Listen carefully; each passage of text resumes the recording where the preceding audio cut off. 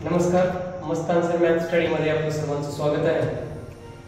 उद्या B Ed second year fourth sem विज्ञान मेथडसाठी अतिशय महत्त्वाचे 99% प्रश्न परीक्षेला पडतील यावर आधारित आपण अशा प्रश्नावर चर्चा करणार आहोत। प्रश्न असा आहे की विज्ञान मूल्यमापन म्हणजे काय सांगून विज्ञान मूल्यमापनाची विविध साधने व तंत्रे स्पष्ट करा।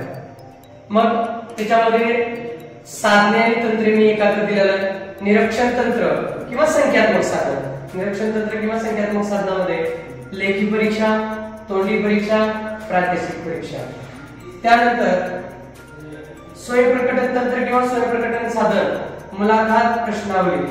त्यानंतर गुणात्मक साधन किंवा तंत्र विचारलं तर त्याला निरीक्षण तंत्र म्हणायचं। त्याच्यामध्ये पडताळासूची, पद्धतीची श्रेणी, प्रासंगिक नोंदी अशा पद्धतीने मूल्यमापनाची साधने आणि तंत्रे आपल्याला स्पष्ट करता येतील। त्यानंतर प्रश्न असा आहे घटक चाचणी म्हणजे काय सांगून। घटक चाचणी म्हणजे काय सांगून घटक चाचणी तयार करताना लक्षात घ्यावयाच्या बाबी। मग लक्षात घ्यायच्या बाबीमध्ये नंबर 1 आहे तक्ता बनवणे। मग त्याच्यामध्ये उद्दिष्टानुसार तक्ता असेल, आशयानुसार तक्ता असेल, प्रश्न प्रकारानुसार तक्ता असेल। त्याच्यानंतर या तिघांचं मिळून संविधान तक्ता असेल। त्याच्यानंतर प्रश्नपत्रिका बनवणे असेल, गुणदान योजना आणि उत्तर सूची। अशा पद्धतीनं घटक चाचणी तयार करत असताना या बाबींचा विचार करावा लागतो।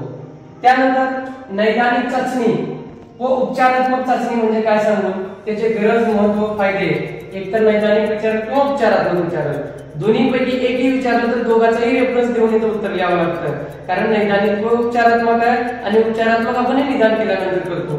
अशा पद्धतीनं एक या दोघांनाही उपचारात्मकला सेम पॉइंट येते। म्हणजे उपचारात्मक आणि नैदानिक चाचणी दोन्हीपैकी कोणतंही विचारलं त्यामध्ये त्याची गरज, महत्व, उद्दिष्टांची पूर्तता होते, अध्यापनात सुधारणा घडवून आणता येते, आत्मविश्वास वाढतो, प्रगतीत वाढ होते, कच्चे दुवे दूर करता येतात, वैयक्तिक मार्गदर्शन करता येते, चुका दूर करता येतात, अडचणी दूर करता येतात। हे आपल्याला अशा पद्धतीने सांगता येते। त्याच्यानंतर अभ्यासक्रम रचनेचे प्रकार। अभ्यासक्रम रचनेचे प्रकार किंवा अभ्यासक्रमाचे प्रकार असा प्रश्न जर आलं तरी दोघांना उत्तर सेम लिहिता यावं म्हणून लिहिले तुम्हाला। अभ्यासक्रम रचनेचे प्रकार म्हणजे ऐतिहासिक पद्धत आहे, प्रतिकेंद्रित पद्धत आहे, घटक केंद्रित पद्धत आहे, समकेंद्रित पद्धत आहे, रेषीय पद्धत आहे, समकालीन पद्धत आहे आणि अनुभव केंद्रित पद्धत आहे। हे अभ्यासक्रम रचनेचे प्रकार आपल्याला सांगता येईल। त्यानंतर सर्वात महत्त्वाचा प्रश्न संरचना म्हणजे काय सांगून संरचनेचे फायदे स्पष्ट करा। असा प्रश्न ज्यावेळेस येतो त्यावेळेस संरचनेची व्याख्या वगैरे वाचा, ते लिहा। त्याच्यामध्ये पॉइंट संरचनेमुळे संपूर्ण माहिती मिळते विषयाची, घटक उपघटक कळतात, अध्यापन पद्धती कोणत्या वापरायची कोणत्या घटकासाठी हे कळतं, संबोध तत्व, नियम, संकल्पना कळतात, विषयाचं ज्ञान, सखोल ज्ञान आपल्याला प्राप्त होतं। त्याच्यानंतर पुढचा पॉइंट आपल्याला असं सांगता येईल मूल्यमापन करता येतं, शिक्षकाला दिशा मिळते आणि एका दृष्टीत विषय कळतो, एका दृष्टीत विषयाचे ज्ञान मिळते। हे संरचनेचे फायदे आपल्याला सांगता येते। त्यानंतर चौथा घटक असा घटक आहे की तुम्हाला वाचावं लागतंय चौथ्या घटकामध्ये, कारण 8वी 9वी 10वीच्या संकल्पना त्याच्यामध्ये समाविष्ट करण्यात आलेल्या आहेत। परंतु त्यावर आधारित इम्पॉर्टंट क्वेश्चन तो जनरल आहे तुम्ही लिहू शकतात, तरी पण त्याच्यावर इम्पॉर्टंट येण्याची शक्यता। प्रदूषण म्हणजे काय सांगून त्याचे प्रकार स्पष्ट करा म्हणेल किंवा तिन्ही प्रदूषणापैकी जल प्रदूषण, वायू प्रदूषण, मृदा प्रदूषण याची कारणे वगैरे विचारण्याची शक्यता आहे। आणि लोह धातू, अलोह धातू, खनिजे याच्यावर आधारित प्रश्न येण्याची शक्यता आहे। हे जे पॉइंट दिले नाही ते पॉइंट तुम्हाला स्वतःला बनवता येतात म्हणून हे दोन सुद्धा प्रश्नाची तुम्ही तयारी करा। आता त्यानंतरचा प्रश्न तुम्हाला असं विचारतो अभ्यासपूर्वक उपक्रम म्हणजे काय सांगून त्याची गरज, महत्व विचारल किंवा आवश्यकता विचारल किंवा फायदे विचारल ते स्पष्ट करा। मग अभ्यासपूर्वक उपक्रमाची व्याख्या लिहून तुम्हाला हे मुद्दे स्पष्ट करायचे आहे। त्यामध्ये सर्वांगीण विकास आहे, कला गुणांना वाव आहे, ज्ञानात वाढ आहे, आवड अभिरुची आहे, आत्मविश्वास आहे, उद्दिष्ट पूर्ण होतात, क्षमतेचा विकास होतो, मनोरंजनातून अध्ययन प्राप्त होतं आणि बौद्धिक विकासाला चालना मिळते. हे अभ्यासपूर्वक उपक्रमाचे मुद्दे तुम्हाला या ठिकाणी सांगता येतील. त्यानंतर विविध अभ्यासपूर्वक उपक्रम स्पष्ट करा.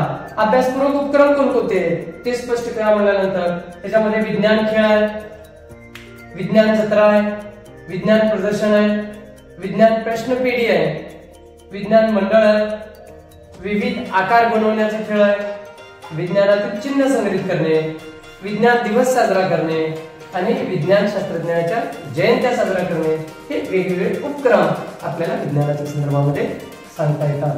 त्यानंतर आहे विज्ञान मंडळ म्हणजे काय सांगू, त्याची रचना आणि महत्त्व स्पष्ट करा. विज्ञान मंडळाची रचना कशी असते, त्याचा एक अध्यक्ष असतो, एक उपाध्यक्ष असतो, कार्यवाहक असतो, उपकार्यवाहक असतो, खजिनदार असतो आणि प्रसिद्धी अधिकारी असतो. त्यानंतर त्याचे फायदे विचारले. फायदे आपल्याला काय सांगता येतील, विज्ञान विषयाबद्दल आवड निर्माण होते, विज्ञान विषयाबद्दल भीती दूर होते, आत्मविश्वास वाढतो, ज्ञानात वाढ होते, साहित्याची वाढ होते, विषयाच्या समस्या सोडवता येतात, उपक्रम वेगळे घेता येतात आणि नेतृत्व विद्यार्थ्यांमध्ये मंडळामुळे नेतृत्व निर्माण करता येतं. यानंतरचा असा प्रश्न आहे की विज्ञान प्रदर्शन किंवा विज्ञान जत्रेचे फायदे, गरज, आवश्यकता. जत्रा किंवा प्रदर्शन दोन्हीपैकी एक विचारलं तर दोघांचे फायदे सेमच आहेत. नवनिर्मितीचा आनंद प्राप्त होतो, नवीन प्रेरणा मिळते, शास्त्रीय दृष्टिकोन विकसित होतो, कल्पनेचा विकास होतो, आत्मविश्वास वाढतो, अंधश्रद्धा दूर करता येतात, क्षमतेचा विकास होतो, कौशल्यांचा विकास होतो, ज्ञानात वाढ होते आणि प्रतिशीलतेचा विकास इत्यादी आपल्याला विज्ञान प्रदर्शनाच्या संदर्भामध्ये सांगता येते. आता तुम्हाला प्रश्न असा विचारेल, क्षेत्रपेटी किंवा विज्ञान सहलीचे महत्त्व स्पष्ट करा. यामध्ये विज्ञान बागेची माहिती होते, क्षेत्रपेटीमुळे ज्ञानात वाढ होते, प्रत्यक्षात ज्ञान मिळतं सहल किंवा क्षेत्रपेटीमुळे, भौगोलिक ज्ञानाची माहिती मिळते, विविध वास्तूचे ज्ञान मिळतं जसे किल्ले, लेण्या वगैरे, आदर्श बागेची माहिती मिळते, आदर्श शेतीची माहिती मिळते, आदर्श वनस्पती उद्यानाची माहिती मिळते, प्राणी संग्रहालयाची माहिती मिळते. त्यानंतर आपल्याला असं सांगता येईल, चांगल्या पाठ्यपुस्तकाचे परीक्षण करा किंवा चांगल्या पाठ्यपुस्तकाचे निकष लिहा. निकष किंवा परीक्षण एकच. त्याच्यामध्ये अंतरंगानुसार निकष आहे, बाह्यंगानुसार निकष आहे, उद्दिष्टानुसार निकष आहे. त्याच्यामध्ये अंतरंगानुसार म्हणजे अनुक्रमानिका, आशय, आकृत्या, भाषा, स्वाध्याय. बाह्यंगानुसार मुखपृष्ठ, मनपृष्ठ, बांधणी. उद्दिष्टानुसार सर्वांगीण विकास, विषयाची आवड, वैज्ञानिक दृष्टिकोन आणि सृजनशीलतेचा विकास इत्यादी मुद्दे किंवा इत्यादी प्रश्न तुम्हाला उद्याच्या परीक्षेला 99% येतात. त्याची पॉइंटवर आपण चर्चा केली आणि आपल्या चॅनलला सबस्क्राईब किंवा शेअर केला नसेल किंवा लाईक केला नसेल तर जास्तीत जास्त सबस्क्राईब आणि शेअर करण्याचा प्रयत्न करा आणि चॅनलशी जोडून राहा, कारण टेट, सीईटी आणि टीईटीच्या अभ्यासक्रमावर आधारित व्हिडिओ मी अपलोड करणार आहे. धन्यवाद.